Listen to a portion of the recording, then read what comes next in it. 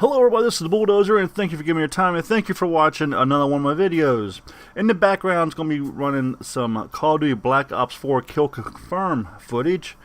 And let's face it, background footage is mainly all this game's used for nowadays.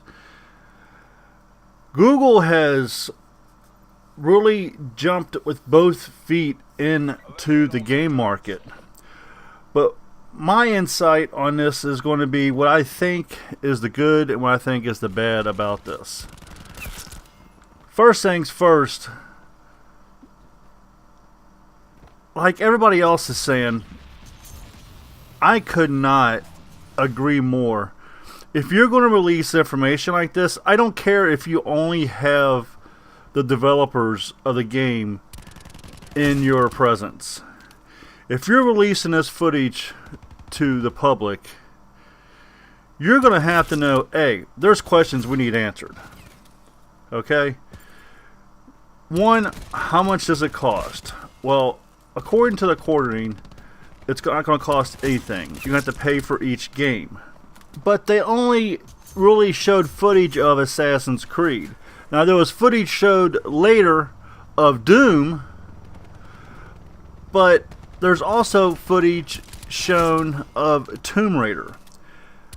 And this service comes with some crazy things that are absolutely awesome for the game industry. And for YouTubers, you know, this is another crazy tool that they're going to have at their hands. You got YouTubers out there that will take and, you know, play with their subscribers, and with the click of a button they can now do that, and I'll get into that later in this video.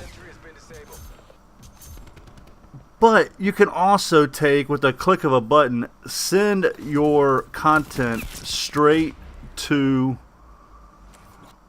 YouTube. What you've done, you can send it straight to YouTube. Now that's not going to be good for everybody, because if you're playing it, you're already going to be streaming it live. So if you're streaming it live on YouTube, you can already have that clip that you've streamed live automatically posted to your channel. Let's take a look at some of the games. Again, there's footage of the Assassin's Creed as well as Tomb Raider. Let's take a look at that real quick.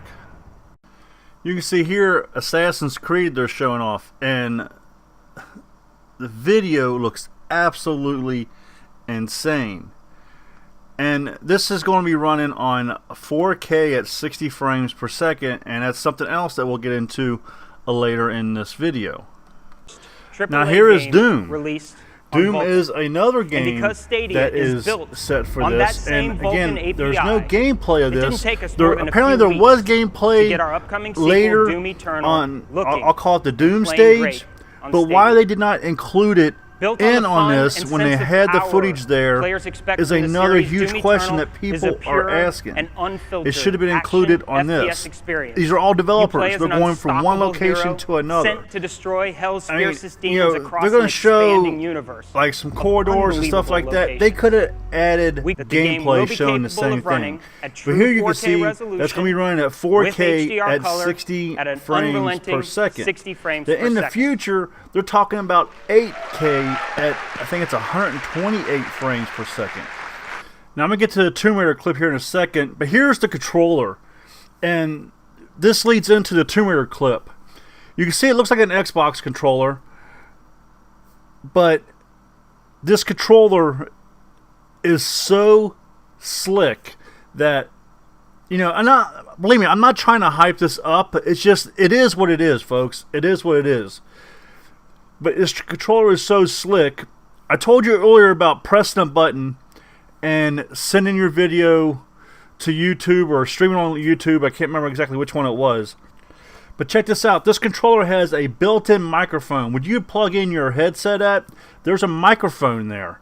And if you need help with games, you press a button and it will help you. Here, just take a look at this clip. Newest member of the Google hardware family, the Stadia controller.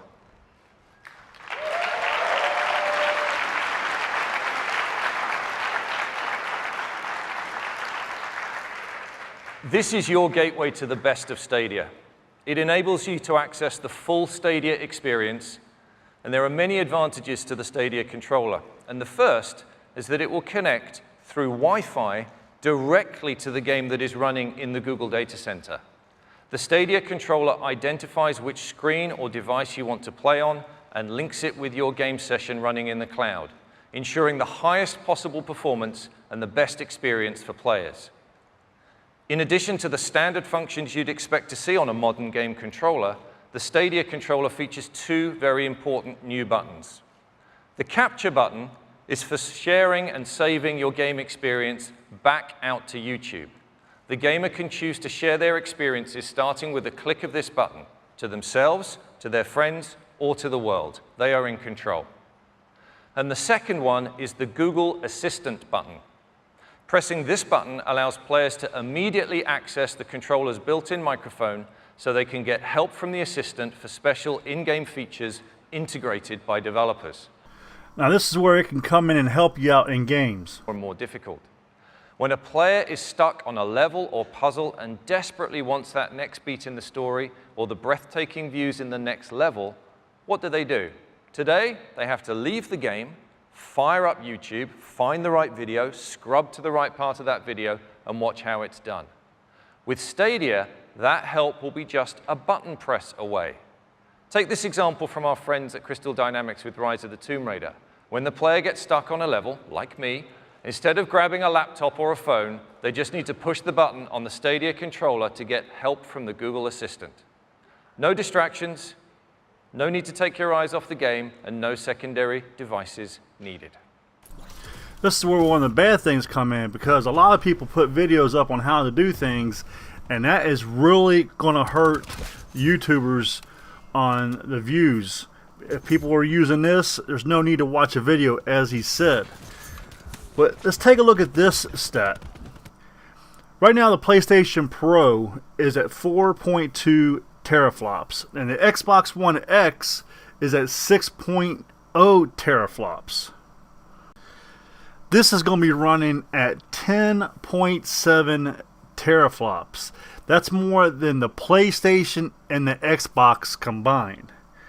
One of the downfalls that's got a lot of people questioning this is what kind of internet connection you're going to need, because you can use this on any screen type device, and I'll touch base on that here in a second.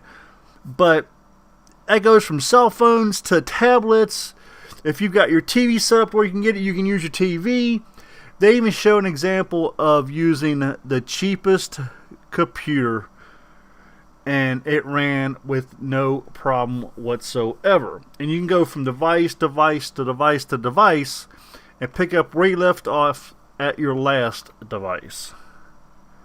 As I said earlier, this is going to launch at 4K, 60 frames per second, and HDR surround sound, which this is going to be bumped up to 8K at 120 frames per second. I think I said 120 frames per second, and still running the 1080p, which is absolutely crazy. But again, everybody keeps going back to the internet connection. Yes, this is running on the cloud, but you still got to use the internet to get to that cloud. And if you're streaming that game, there has to be a limit. There has to be a threshold that you have to fall in, or you cannot use the service. And they should made that noticed. At least talked more about it. But they didn't. They did not say a word, which has got a lot of people questioning this. It's kind of got people, we don't want to touch this because Google is known for some tricky things in the past. And, for everything they showed, there's 5 questions for it that they didn't give answers to. And that's how the whole video went. This was like an hour-long live stream. They talk about cross-platform play. Everybody knows PlayStation is a real sticker when it comes to cross-platform play. And the fact that Google is now jumping into this market and it's going to be taking money away from Xbox, it's going to be taking money away from PlayStation, you know, how willing are they going to be in jumping in this and allowing their systems to be on a cross-platform? But again, very, very little information. And by the way, I'll put the link to the video in the description so you can watch the whole thing if you haven't watched it by now. But again, this is just my thoughts about it. And it doesn't look really good. It doesn't look really good. It's, you know, that's like giving somebody a key to a car saying, you won this car. You got to find your car, and there's 1,000 cars out in the parking lot. And you got to go up to each car and find out which key goes to that car. You got to give people more information if you're going to release stuff like this. Or you should have kept this hush-hush. This should have never been on live stream. And it should have only been for the developers. Now, as to the developers, they've already shipped out over 100 hardware sets to developers, and they said there's over 1,000 creative and engineers also working on to bring games to the system. But again, why are you only going to show the Assassin's Creed gameplay? When you've got the Tomb Raider, you showed very little bit of that, and I'm not sure, I'm not 100% positive if that's old gameplay or if that's new gameplay. Or Doom. You've got Doom there. Apparently there is footage of Doom because it was released later on a different stage, to my knowledge. Why didn't you show just a small part of that? Because as the developer of Doom says, when they create their game, they're creating their game to run the maximum amount of power on these systems. And Doom does that. I mean, they have the water flow. They was talking about in this, the water flow effect and everything. That is really hard on the systems because of that effect. But they showed no gameplay that you can account for anything. If you want people to be hype about something, you gotta give them something. But the one thing they did show, which I think is absolutely cool as hell, is this. We mentioned earlier that the quartering got information from insiders stating that you're going to have to buy each one of these games. The service is going to be free. You're going to have to buy each one of these games. So simply, if you have a game, all you have to do is go to a YouTube video and hit play, and the game will automatically load. Now, I'm sure there's going to be other ways to start your game, okay? But if you're watching a streamer play, check this out. You can now join a game in progress if the streamer sets it up, and it will automatically put you in a query, and when it's your turn to play, it will let you know. A lot of streamers do this, and they use maybe Nightbot or another bot to control everything, and they have to go bring the person in. This is going to automatically insert the player into your game. You can see it right here as they showed. It says, you're up, join in the next 1 minute. So you're going to have a 1 minute warning, unless they've ran the time down. But you're going to have a warning window where you have to click join now. And it's going to automatically put you in that game. This is just nuts. I mean, the fact that they have this option in there. Now, you know, it has been rumored in the past that, you know, the new Xbox was going to be a no CD drive, no disk drive unit. So could Xbox have been also working on this as well? Because a lot of the content, let's face it, you go out, you get the disc, and the only thing the disc does is make you download a file. And I don't want to mention no names, but I was watching a streamer the other night. It was Fortnite, and they downloaded the update. It took them forever to download the update. And I know, with the connection I have, as much as this person streams, There's no way in hell I have a better connection than them. But then again, when you play on PlayStation, which is the one thing, I don't play on PlayStation, I play on the Xbox. When you play on PlayStation, the one thing I don't get is, why do you have to download the game and then copy the game? That makes absolutely no sense to me whatsoever. With the Xbox, you download the game, you start the game. Why must you download it and copy it?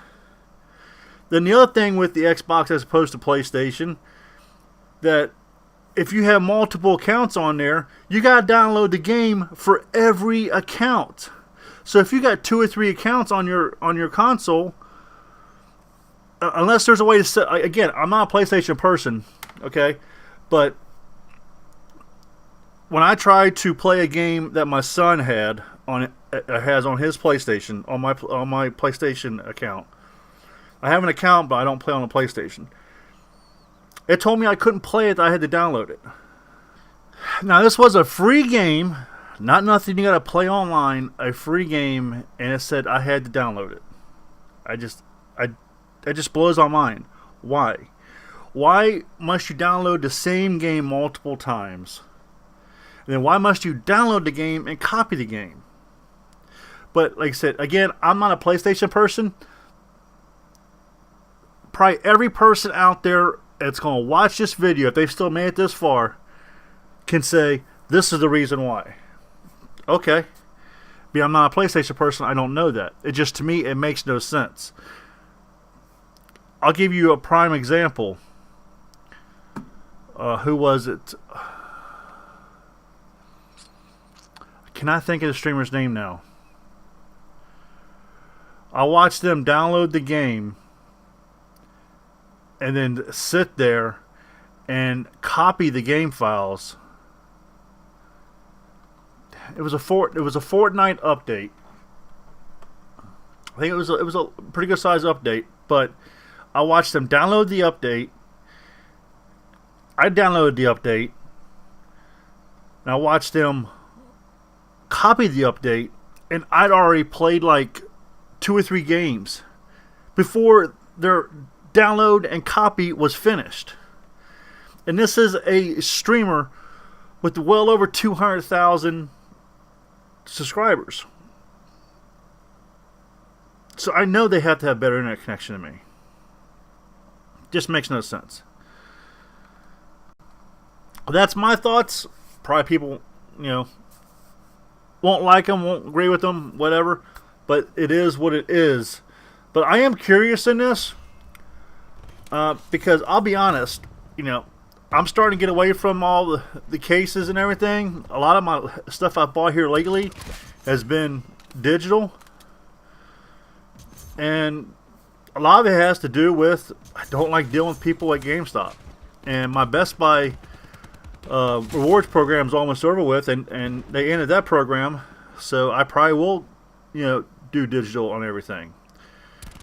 So, and the good thing is, if they release something, thinking maybe the E3 convention is when they might come back out and release some more information. If they do that, it might change my mind if I buy a game for Xbox later in the year, or if I'll just get it for that service. I might wait a little while and see how it goes with everybody else. But for sure, digital content's the way to go, and if they can do everything they're saying they can do without any problems, that's good for me. If you want to be excited about something, you have to give people more information. Yes, granted, some of the stuff that you showed us is exciting, but at the end of the day, you've got 2 major questions that need to be answered before anything else. Even before what games you're going to put on the system. Or the service, I should say. Because there is no system with the service. It runs on the cloud. How much does it cost? I should say, how much does it cost? Or you have to buy the games. Give a confident answer. That's something that should have already been said. Apparently there's already a store established. Pictures have been leaked of it, okay? So, I tell you what, I will put a link in the description also for the quarantine video, and you can watch his breakdown. He's got some insider information that would really help you out as well, with store pictures and everything, showing you some of the games. But again, how much the service is going to cost, and what is the minimum internet connection you're going to have, because saying that, you know, you can play us on all screens and all that, okay, so what? Saying you can play on mobile devices, okay, so what? But on that mobile device, you're still connected to the internet, and you still need to know how much service you have to have, because there, believe it or not, there is still people today are paying for their data usage. They don't have unlimited plans, so something like this might not be good for them. Let me know what you think down below. I appreciate your time. If you found this video helpful, please hit that like button, subscribe to the channel for more content, and if you subscribe, smash the notification bell so you know when I will upload my next video. Again, thank you for giving me your time. Thank you for watching. I really do appreciate it. This is the Bulldozer. Get your killing on, and I'm out of here.